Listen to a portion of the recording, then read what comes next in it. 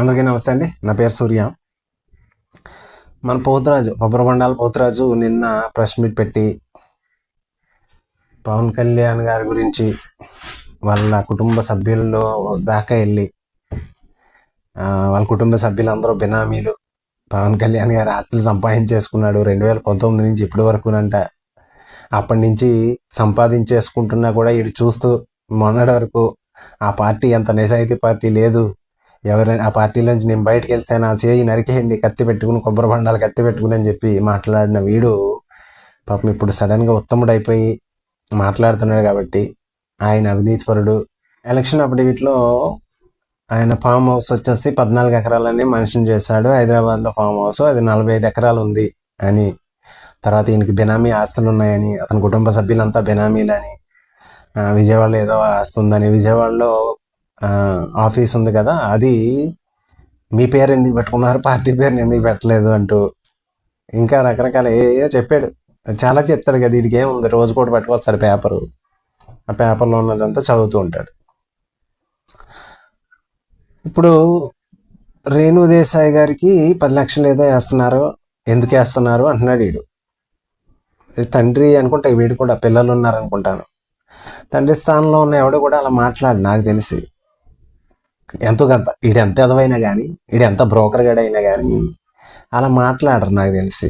మర్చిపోయాను యాక్చువల్గా, ఒక అతను నాకు మెసేజ్ చేశాడు, ఇలా అన్న ఇది నువ్వు వీడు మాట్లాడిన తర్వాత చూసి ఒక అతను పాపం అబ్బాయి కోపం వస్తుంది కదా, వీడు ఇంత అలా మాట్లాడుతున్నప్పుడు. అలవాటు అయిపోయింది అనుకోండి, శ్రీరెడ్డిలాగా అలవాటు అయిపోతేనో, లేకపోతే పోసాని కృష్ణమూర్తిలాగా అలవాటు అయిపోతేనో, కత్తి మహేష్లాగా అలవాటు అయిపోయిన తర్వాత ఇంకా పట్టించుకోవడం మానేస్తారు.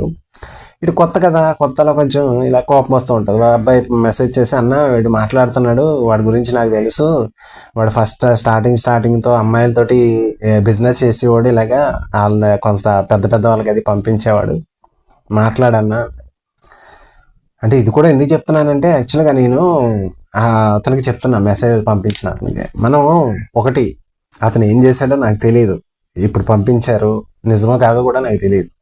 వాళ్ళగా వాళ్ళు పంపించిన పేపర్లు చదివేసినట్టు నేను కూడా మన ఇష్టం వచ్చినట్టు మాట్లాడేస్తే ఆ బ్రోకర్ గాడికి, ఆ పోతురాజు బ్రోకర్ గాడికి నాకు తేడా లేకుండా పోతుంది.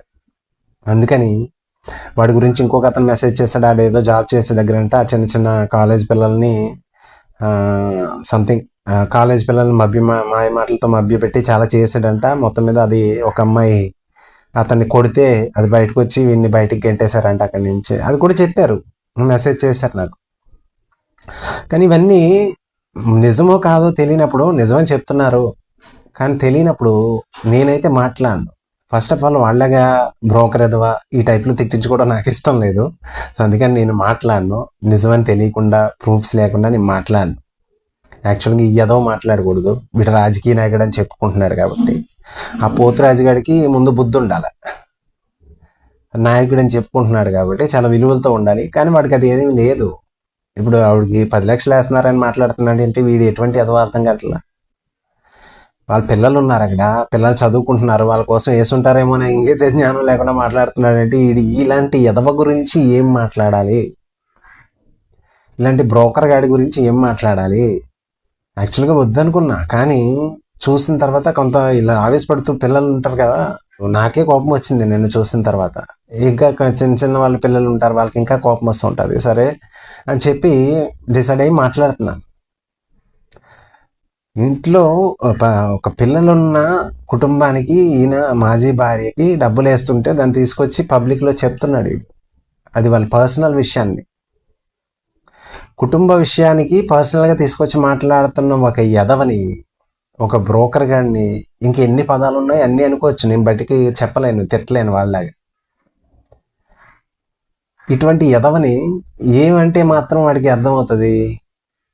వీడు ఒక శ్రీరెడ్డి లాంటి వాడు, ఒక పోషాని కృష్ణమురళి లాంటి వాడు, ఒక కత్తి మహేష్ లాంటి వాడు.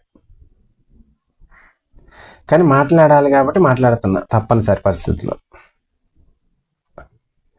పవన్ కళ్యాణ్ గారికి నిజంగానే బినామీ ఆస్తులు ఉంటేనో, లేకపోతే ఫామ్ హౌస్ 45 ఎకరాలు అయితేనే కనుక మీరు వెళ్ళి చెక్ చేసుకోండి, ఫెన్సింగ్ చూసుకోండి అంటే ఎవడెళ్తాడ్రా అక్కడికి? జనాలకు పనేం లేదా అక్కడికి వెళ్ళి చెక్ చేసుకోవడానికి? నువ్వేదో చెప్పేసేవన్నీ ఇలాంటి బ్రోకర్ అదవా. మొన్నటిదాకా పార్టీలో ఉన్న బ్రోకర్ గాడు అక్కడ పనిచేసిన ఒక బ్రోకర్ గాడు, మొన్నటి వరకు నిజాయితీ పరుడన్న ఒక బ్రోకర్ గాడు ఇప్పుడు వచ్చి చెప్తుంటే వెళ్ళి అక్కడికి వెళ్ళి చూడటానికి జనాలకి ఏం పని లేదు. ఎదవాలనుకుంటున్నావు ఏంటి? నువ్వు ఎటు వెళ్తే మార్చేసి మాట్లాడితే వినేయడానికి. నీ దగ్గర ఏమైనా ప్రూఫ్స్ ఉంటే వెళ్ళి కోర్టులో కేసు వేయాలి. కనీసం నువ్వు ఎంత ఎదవైనా ఎంత బ్రోకర్ గడవైనా పబ్లిక్లో వచ్చి మాట్లాడుతున్నావు కాబట్టి అట్లీస్ట్ ఎంతో కొంత పర్సెంట్ నేను నమ్మాలంటే కేసు పెట్టాల. పినమేస్తలోనే కేసు పెట్టాలి. మీ జగన్ రెడ్డి గారు ఏమీ లేకపోతేనే డాక్యుమెంట్లు క్రియేట్ చేసి కేసులు పెట్టేసే వ్యక్తి ఊరుకుంటాడు. అతను నిజంగా ఉంటే గనక జనాలు నమ్మంటున్నావు దాన్ని. నిజంగా ఉంటే కేసు పెట్టి వెళ్ళి ఎంతో కొంత కనీసం 1% జనం అయినా నీకు కాస్త గౌరవం ఇస్తారు.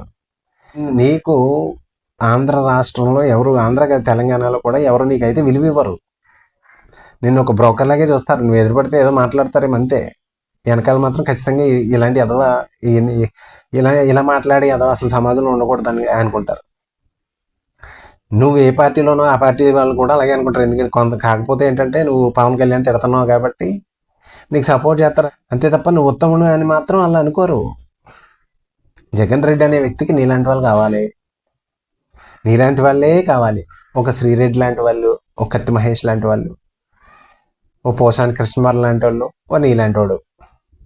ఎందుకంటే నీలాంటి వాళ్ళ చేత పవన్ కళ్యాణ్ని ఇంకొకరిని తిట్టించడం అతను సైకో ఆనందం పొందుతూ ఉంటాడు అక్కడ కూర్చుని. మేమేమో నీలాంటి వాడికి సమాధానాలు చెప్పుకుంటూ కూర్చోవాలా. అతను రాజకీయం అది మామూలు రాజకీయం చేయడు కదా, విధానపరంగా ఎక్కడ ఉంటుంది. నీలాంటి వాళ్ళని తీసుకుంటాడు పార్టీలోకి. అందుకే తీసుకుంది నిన్ను తీసుకుంది అందుకు కదరా. నిజంగానే పవన్ కళ్యాణ్ అనే వ్యక్తికి బినామీ ఆస్తులు ఉంటేనో కేసు పెట్టుకుని ఇలా అవినీతి జరిగిందనో లేకపోతే ఇంకోటాను, మొన్నటి వరకు నేను ఆ పార్టీలో ఉండి తప్పు చేశాను, నాకు జీసస్ కనిపించి ఇలా చెప్పాడు, అందుకని వైసీపీ పార్టీ ఉత్తమ పార్టీ దాంట్లోకి వెళ్ళమని జీసస్ చెప్పాడు, అందుకే ఆ పార్టీలోకి వెళ్ళిపోయాను అని చెప్పి కోర్టులో కేసు వేయి. ఉత్తమ పార్టీలో ఉన్నావు కాబట్టి కేసు వేయాలా. ఒకవేళ నిజమని ప్రూవ్ అయింది అనుకో, తీర్పు వస్తుంది. అప్పుడు జనం ఆలోచించుకుంటారు ఎవరు ఎక్కువ అవినీతిపరుడు. అవినీతి పరులకే ఓటు వేయకూడదంటే జగన్ రెడ్డి ముఖ్యమంత్రి అయ్యేవాడు కాదు నాన్న. జనాలంతా ఆలోచించి చూస్తే జగన్ రెడ్డి ముఖ్యమంత్రి అయ్యేవాడు కాదు. ఒకవేళ నిజంగానే నిజమయ్యి కోర్టులో రుజువైనా కూడా అప్పుడు కూడా ఆలోచించుకుంటారు జనం, ఎక్కువ అవినీతిపరుడు ఎవరు ఏంటి, అందరూ చేస్తున్నారు కదా, అందరూ అవినీతిపరులే కదా అంటారు సింపుల్గా, అంతే. వాడు చేయట్లేదా అంటారు అంతే. First of all Pawan Kalyan అనే వ్యక్తి ఏంటనేది అందరికీ తెలుసు. నీలాంటి బ్రోకర్ గాడు రోజుకు ఒక చోటకి వెళ్ళే బ్రోకర్ గాడు మాట్లాడే మాటలకు విలువ ఉండదు. కాబట్టి నిన్ను ఒక కమెడియన్ లాగా, ఒక జోకర్ లాగా, ఒక కత్త మహేష్ లాగా, ఓ శ్రీరెడ్డి లాగా, ఓ పోషాని కృష్ణమురళి లాగా చూస్తారు తప్ప ఇంకా వేరే ఏమీ లేదు. నిన్ను ఎవడు పట్టించుకొని కూడా పట్టించుకోడు కొంతకాలానికి. ఇప్పుడు కొత్త కాబట్టి మాట్లాడుతున్నారు అంతే. కొంతకాలానికి నీ పరిస్థితి అంతే, ఎవరు పట్టించుకోరు. ఆ ఛానల్స్ తప్ప వాళ్ళు యూట్యూబ్ ఛానల్స్ వాళ్ళు వేసుకుంటారు. కొంతకాలం సాక్షిలో కూడా ఇడు మానేస్తారు నిన్ను.